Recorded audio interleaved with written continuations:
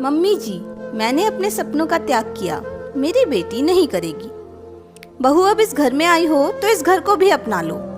इस घर में तुम्हें पूरी आज़ादी है, जैसे मर्जी रहो।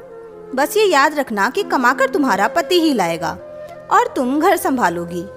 2-4 पैसों के लिए जो छोटी मोटी नौकरी अब तक कर रही थी उसे भूल जाओ। अब इन बूढ़ी हड्डियों में इतनी ताकत नहीं कि घर संभाल सके। शिवानी को आशीर्वाद के रूप में जिम्मेदारियों की बेड़ियां पहनाकर सुलोचना चली गई। शिवानी अपने पति मोहित से बोली, ये मम्मी जी मुझे आशीर्वाद दे गई या बेड़ियां पहना गई? शादी से पहले ही मैंने आपसे कहा था मैं काम करना चाहती हूँ। क्या घर संभालते हुए मैं नौकरी नहीं कर सकती? उस वक्त तो आपकी माँ ने कहा था कि लड़की नौकरी करती है तो तुम्हारा हाथ बटाएगी। अब क्या हो गया? कहीं आपकी भी सोच ऐसी ही तो नहीं? मोहित बोला, तुम भी कितनी जल्दी परेशान हो जाती हो। माँ ने तो यूं ही कह दिया होगा। नया घर नए रिश्ते, पहले उसे तो समझ लो। बाकी की चीजें समझने और समझाने के लिए हमारे पास बहुत वक्त है। उस रोज तो मोहित ने शिवानी को बहला लिया।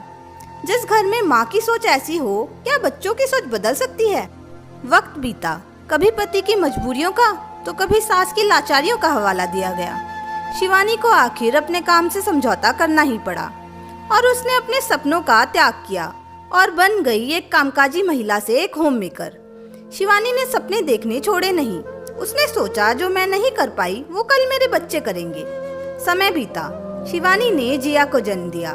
सास खुश नहीं थी, पर पति के चेहरे पर खुशी के साथ साथ चिंता की लकीरें भी थी। शिवानी ने अपने सपने बेटी को उपहार में दिए और सही वक्त का इंतजार करने लगी। धीरे धीरे वक्त बीता। जिया पढ़ने के लिए बाहर जाना चाहती थी, पर उसके विरोध में दादी पिता सब खड़े हो गए। ये देखकर शिवानी को बहुत आश्चर्य हुआ। उस दिन शिवानी चुप नहीं रही। जमाना कितने आगे बढ़ गया है, परंतु आपकी सोच वहीं की वहीं रह गई है।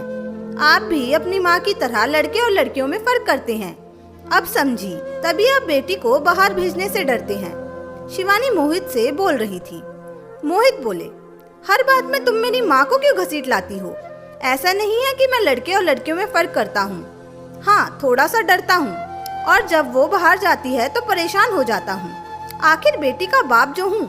जिया पढ़ने में बहुत अच्छी थी।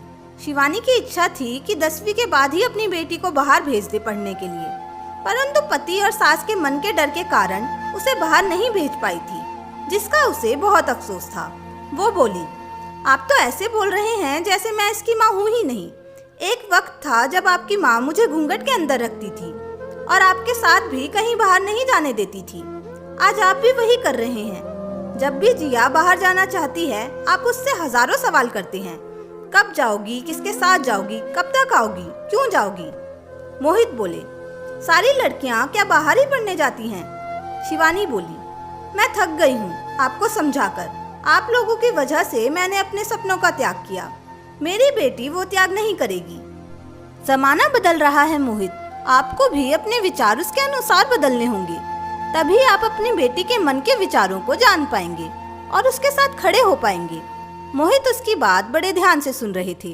तभी मोहित की माँ आकर बोली, अगर पिता अपनी बेटी के बारे में नहीं सोचेगा तो कौन सोचेगा? जमाना बहुत खराब है बहू, संभल के रहना चाहिए, ना जाने कब क्या हो जाए। शिवानी बोली, मानती हूँ माँ जी कि एक पिता को अपनी बेटी के लिए चिंतित रहना चाहिए, परंतु इतना भी नहीं कि बच्चे उस चिंता में खुद को बंधक के रूप में महसूस करें। और जहाँ तक कुछ होने की बात है तो वो तो कहीं भी कुछ भी हो सकता है। इस डर से तो लड़की कभी खुलकर आजाद होकर जी ही नहीं पाएगी। जमाना बदल रहा है।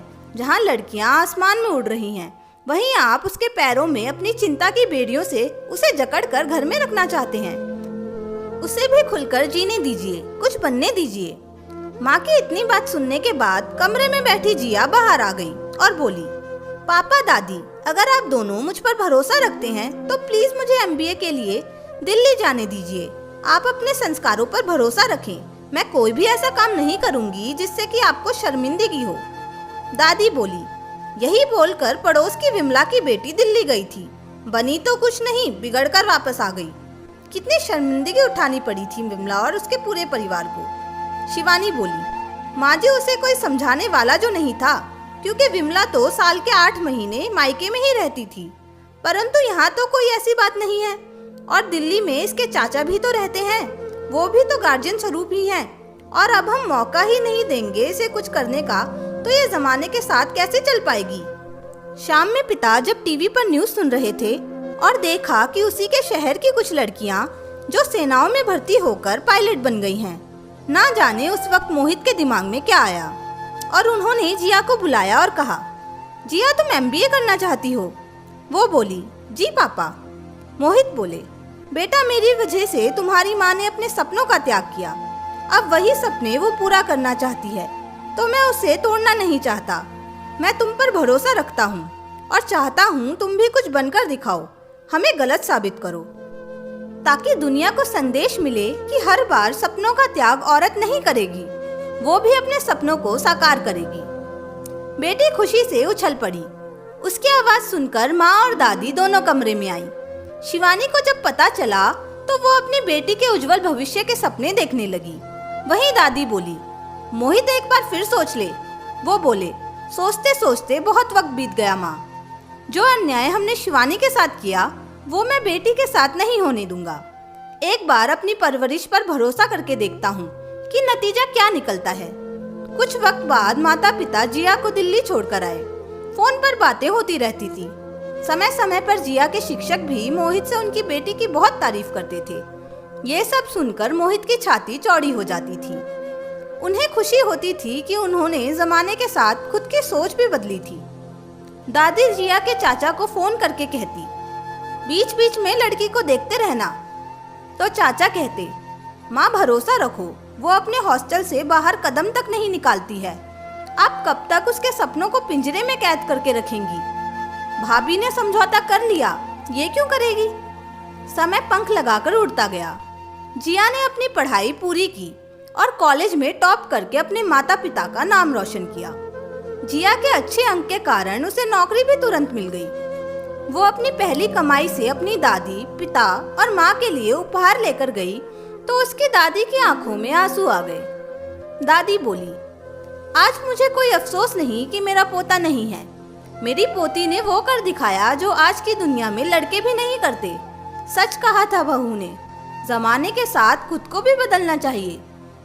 बेटा आज मैं तुम्हारी माँ से भी माफी मांग लूंगी। मैंने उसके सपनों का त्याग करने पर उसे मजबूर किया था।